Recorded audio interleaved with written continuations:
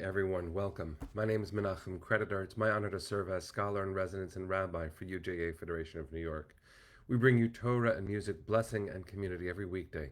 We've been doing so since March 18th, 2020. Today is December 22nd, 2023. That is almost 4 years of Torah every day, of friends from around the world every day, coming together to learn, to be present, to share some meaning, to make the day a better one because we share it. Today is broadcast 954, friends. It is good to see all of you. Kim, Boker Tov, my friend. Penny, nice to see you. Hi, Lisa. And hi, Lisa. Linda and Carl, Joyce, Chana, Boker Tov. Bensi, good to see you. Hi, Ron. Nice to see you over there. Jill and Fabrice, Catherine, Jerry, Julianne, and Barry. Good morning. Fabrice and Catherine, just to call you out and say thank you for being present from Paris and from Australia over and over and over daily. The remarkable thing about these platforms is we can truly reach each other from all over the world. And I don't take for granted what it is to truly have constancy in our connection. What a blessing it is. Perhaps one day we'll be able to be near each other and I can thank you in person. Arlene and Joyce, Boker Tov. Hi, Stanley. Deborah and Deborah Blank, good to see you, my friend. Ashley and Minna, Judy, Boker Tov, Shabbat Shalom to you too. Ellen and Natalie, hi. Hi, Julie. Hi, Debbie. Hi, Helen. Marcia, good to see all of you. All right, friends, let's take a breath, sing a blessing, learn a little bit of Torah, and make our way into a good day. Hi, Keith. Hi, Natalia. Hi, Adrian. All right.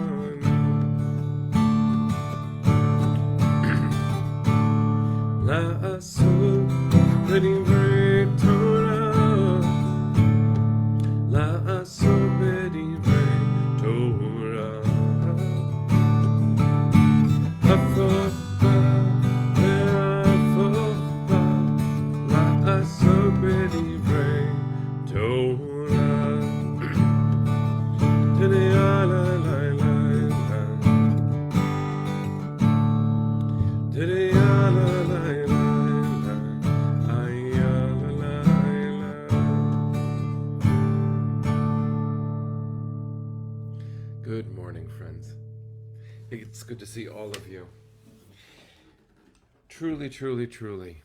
I was sharing with the staff of UJA yesterday. We had a very big meeting and it was, heavy. The work that we do is heavy. And I shared with them what a powerful thing it's been to have the constant presence, the expectation that every day we would find each other. And I say this to you here, and I said this to the staff there, to be part of the helpers. It's an extraordinary thing to be part of a community that is dedicated to making something positive in the world. And by that, I include you. I want to honor all of the staff of UJA in this Torah teaching, because ultimately, yes, all the donors and all the friends in the entire Jewish community and beyond, here in New York and beyond, our work has been growing and growing and growing. But the number of staff who carry it with all of us has not. I mean, we are growing a little bit, but the amount of work that we are doing is still being carried by an extraordinary group of heroes who could never have assumed that their professional skills would be universally needed, truly universally.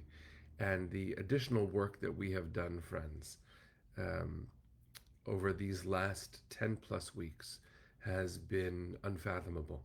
So I want to really honor all of the staff at UJA for doing all of the work that they do. It is truly an honor to be part of this band of angels. So thank you, everyone. All of my colleagues, thank you.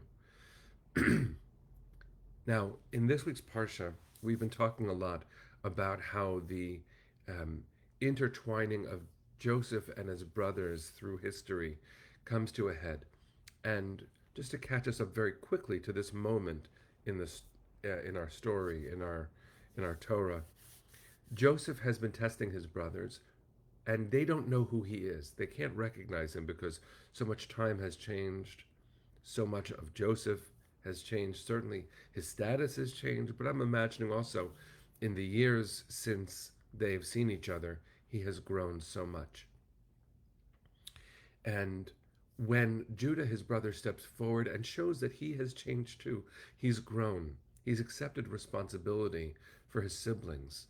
He answers the original question that God asks Cain after Cain murders Abel.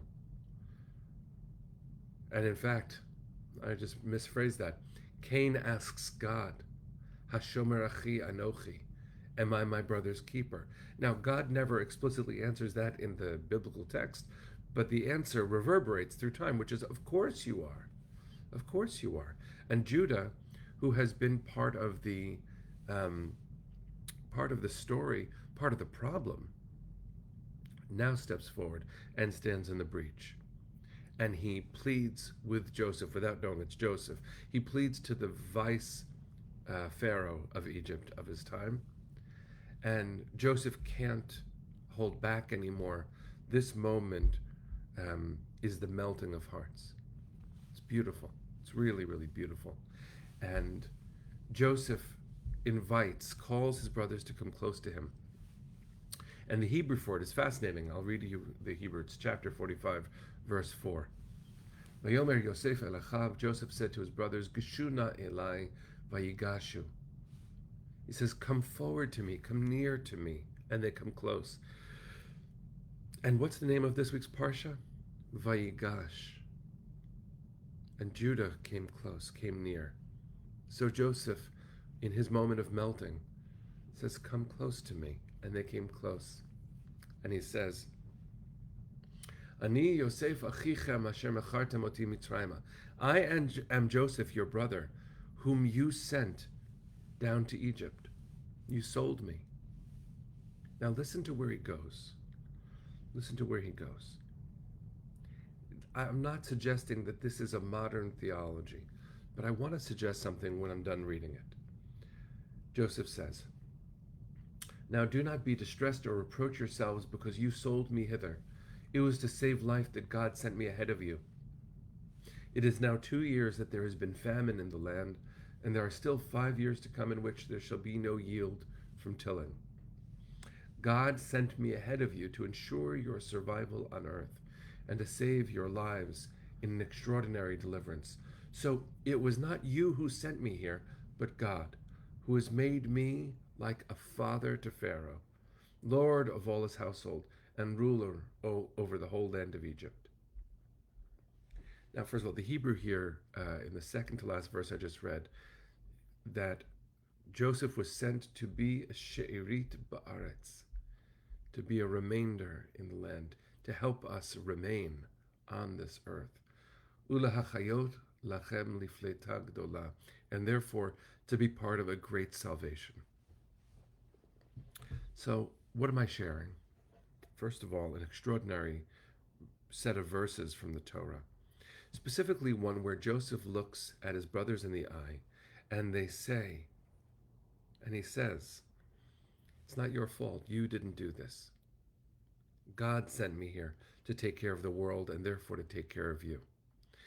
Now, one of the problems of this theology, that no matter what we do, it's not us doing, it's God doing it, is that it totally removes the idea of free will. And in fact, because of that, it also removes responsibility.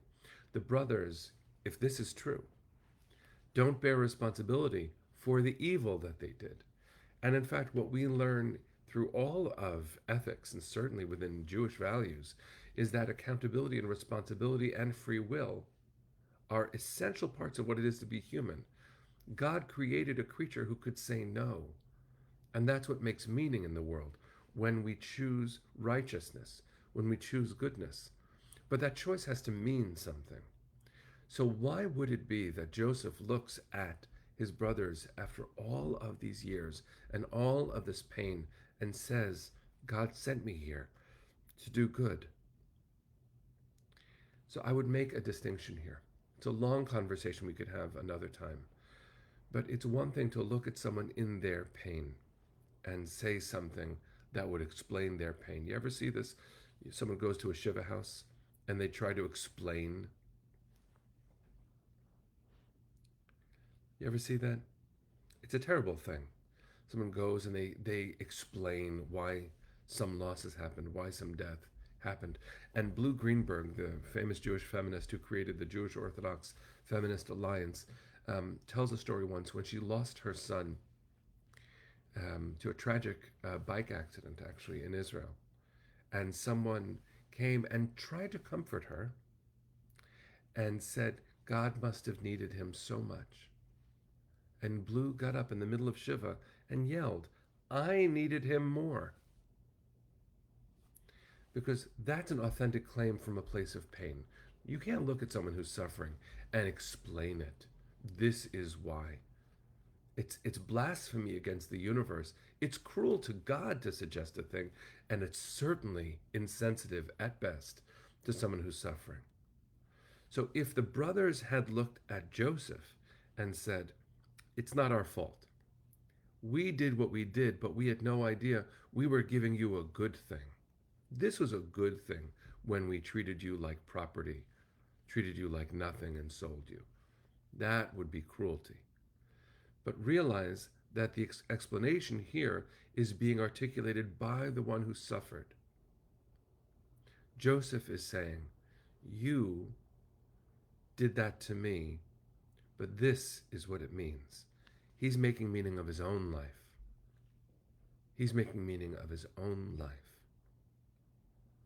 So just for a moment, friends, I ask you to think about the path that led you to where you are. Not some rabbi or some theology or some text telling you what it means. But what does it mean? I remember in The Prince of Egypt, the animated telling of the Exodus story of the book of Shemot, done so well. Moses is trying to figure out what to do with his life, and Jethro, is played by an incredible singer. I wish I knew his name. And he sings, a single thread in the tapestry, though its color brightly shines, can never see its purpose in the pattern of the grand design. Which means when we're in the story, it's important to understand how little we understand. The name of that song is Look at Your Life Through Heaven's Eyes. But I think it's a specific kind of teaching, which is you look at your own life through heaven's eyes. You matter in heaven's eyes. And when I think about this moment that we're in, which for the first time in 10 weeks, I didn't make the center of what I'm saying. But of course, it's in our eyes and in the center of everything we're saying. Our sisters and brothers in Israel who are fighting for their lives, our children who are on the front lines, literally, fighting for our lives, the hostages who we pray are alive and ready for us to bring them home. All of us. This is a moment where we ask again, God, why? And there might not be an answer forthcoming. But there certainly isn't an answer from outside. I can't tell you why you are, but I can be clear and sure that you are here for a reason. And that reason is for you to discover. One of the things we are called to do, friends, is to lock arms and demand from the universe the dignity of our sisters and brothers' freedom. Please God, when they're home, they'll begin processing. We'll be there to hold them as they begin the process of healing. We will do our work for all of our family who are absolutely in shock. My son, who's in Israel right now, planting lettuce outside of Petach Tikva to help, just to be helpful, with a group of college students who are there with Camp Ramah. And he heard bombs yesterday. There is no end to the work that we are going to need to do. But I know that one of the reasons we're here, and again, I'm speaking to all of my colleagues, the professional staff at UJA, and of course, all of the donors and supporters and volunteer leaders that we are blessed to work with in this world. We are here for a reason too. I speak from the inside of this experience. We are called for a Fleta Gdola, to make a great saving, to make great salvation, to work wonders in this world. Is it what we signed up for? Well, I'll speak for myself. I look back at the choices I made, and I don't think I understood the why fully. But I do now. I do now. This is why we're here, to help. So say it with me, friends. One of the commitments we make is Am Yisrael Chai. The people of Israel lives. We pray for our sisters and brothers. Bring them home now. And Joy, I'll respond to your question as a closing thought for now, which is Rabbi Harold Kushner, a beloved teacher of mine, author that many of us know. His book is actually not Why Do Bad Things Happen to Good People? It's when. Because things will happen. There will be hard days. And in the face of that hardship, we say, Am Yisrael Chai. Because if it were a joyful day, it wouldn't feel the same to say it, would it? And if we already had our sisters and brothers' home, we wouldn't need to say it. But bring them home now. I want to sing a little bit with you. It's one of the other reasons we're here, to lift each other up. And I want to thank you. This week had some hard moments for me. That you are here, friends.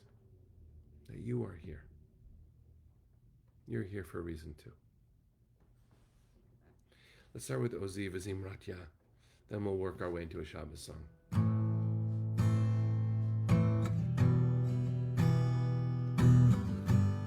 Oziv Zimrat Yah, Vayihi Lishua, which means God is my strength, God is my song,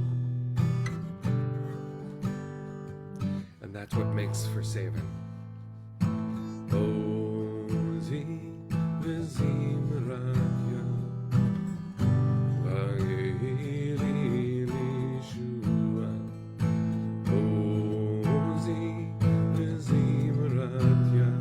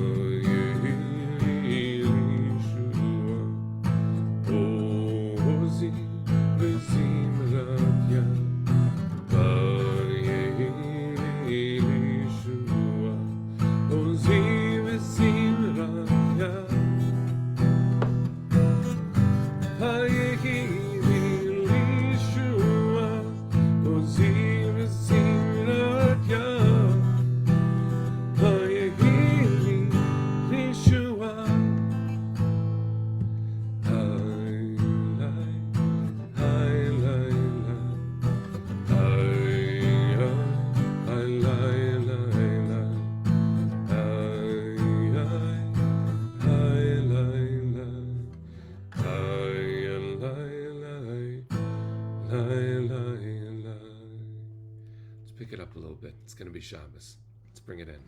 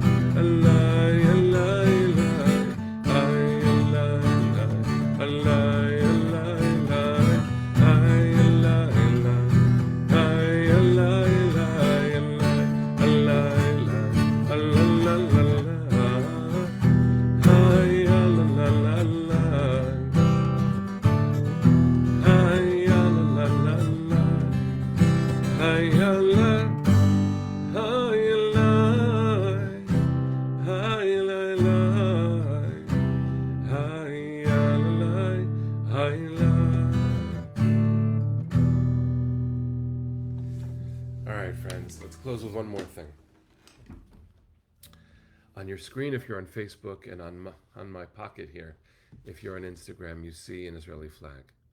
Let's sing it, friends. Let's bring in more hope into the world. Let's bring hope into the hearts of our people. Let's decide that we're going to use this Shabbos to get strong, to replenish, to hiccup a little bit, to smile, eat something good, sleep, rest, give your brain a chance to recharge. Take good care of yourself so that you can be a source of strength for others. Here we go. Kolod baleva penima nefesh Yehudi homia ulfatei mizrach kadima Ayin Letzion Sophia Od lo avda tikvatenu Hatikva bat shnot alpayim Liot am chovshi be'artzenu Eretz Zion Virushalayim Liot am chovshi be'artzenu Eretz Zion Virushalayim. Am Yisrael Chai, friends. Bring them home. Shabbat Shalom. See you on Monday. Take care, everyone.